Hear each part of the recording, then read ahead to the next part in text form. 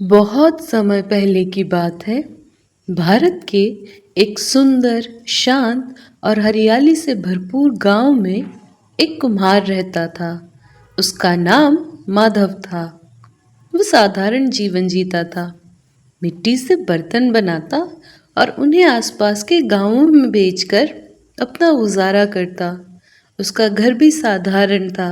मिट्टी की दीवारें, फूस की छत और आंगन में एक आम का पेड़। माधव बहुत मेहनती इंसान था। वो सुबह सूरज निकलने से पहले उठता, पास की नदी से पानी भरता, मिट्टी गूंथता और दिन भर चाक पर बर्तन बनाता। उसकी उंगलियों में गजब की कला थी। घड़े, सुराही, दीपक, हांडी, कुल्हड़, सब कुछ वो सुंदरता से बनाता। माधव के पास दो बड़े घड़े थे। उसने दोनों को एक मजबूत लकड़ी की छड़ी के दोनों सिरों पर रस्सियों से बांध रखा था।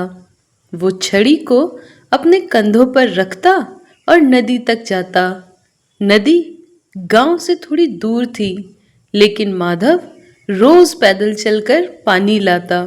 ये पानी वो अपने घर के काम और मिट्टी गूंथने के लिए इस्तेमाल करता। इन दोनों घड़ों में से एक बिल्कुल सही स्थिति में था, एकदम मजबूत और सुंदर। लेकिन दूसरा घड़ा पुराना था और उसमें एक पतली दरार आ गई थी। जब भी माधव पानी भरकर लौटता, वो टूटा घड़ा धीरे धीरे रास्ते में पानी टपकाता रहता। जब तक माधव घर पहुंचता, उस घड़े का आधे से अधिक पानी गिर चुका होता। कुछ महीनों तक ऐसा ही चलता रहा। एक दिन सूरज ढलने के समय जब माधव पानी लेकर घर लौट रहा था, उसने महसूस किया कि टूटा हुआ घड़ा कुछ अधिक हिल रहा है, जैसे उसमें कोई बेचैनी हो। अचानक वो घड़ा बोला, मालिक, मुझे माफ करना। मैं बहुत शर्मिंदा हूँ। मैं रोज आपका आधा पानी बर्बाद कर देता हूँ। आप इतनी मेहनत करते हैं, फिर भी मेरा कोई उपयोग नहीं हो पाता।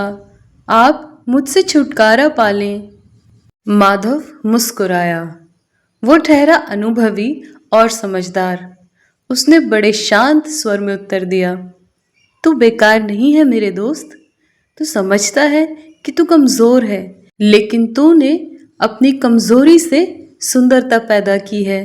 तूने वो काम किया है जो सही घड़ा भी नहीं कर पाया। घड़ा हैरान था। उसने कुछ नहीं कहा, पर अगली बात को ध्यान से सुनने लगा।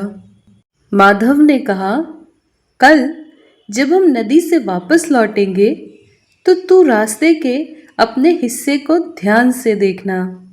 अगले दिन जब वे नदी से पानी भरकर लौटे, टूटा हुआ घड़ा धीरे धीरे झुककर रास्ते के बाईं ओर देखने लगा। उसने देखा कि पूरी पगडंडी के किनारे उसकी तरफ की जमीन पर रंग बिरंगे फूल खिले हुए थे। गुलाब, गेंदे, चंपा, चमेली, जैसे प्रकृति ने सारा रास्ता ही सजा दिया हो। दूसरी तरफ जहां सही घड़ा था, वहां की जमीन बिल्कुल सूखी और बेजान थी। जब वे घर पहुंचे, माधव रुका और बोला, ये फूल सिर्फ इसलिए खिले हैं क्योंकि तुम रोज पानी टपकाते हो। मैंने जानबूझकर तुम्हारी तरफ के रास्ते में फूलों के बीज बो दिए थे।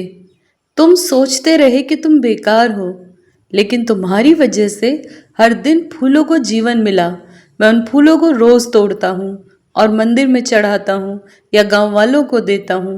वे फूलों से खुश होते हैं, और ये सब तुम्हारी वजह से है। घड़ा स्तब्ध रह गया। उसके अंदर की शर्म अब गर्व में बदल चुकी थी। वो कभी सोच भी नहीं सकता था कि उसकी दरार किसी के लिए आशीर्वाद बन सकती है। माधव की बातें उस घड़े को जीवन भर के लिए बदल गईं। अब वो खुद को बेकार नहीं समझता था। उसकी दरार, जो उसे उसकी कमजोरी लगती थी, वही अब उसकी पहचान बन चुकी थी। कई दिनों तक वो घड़ा ध्यान से अपने बूंद बूंद टपकते पानी को महसूस करता रहा, और साथ ही रास्ते में खिलते फूलों को भी देखता रहा। वो अब गर्व से भर जाता था कि वो किसी उपयोगी कार्य का हिस्सा है।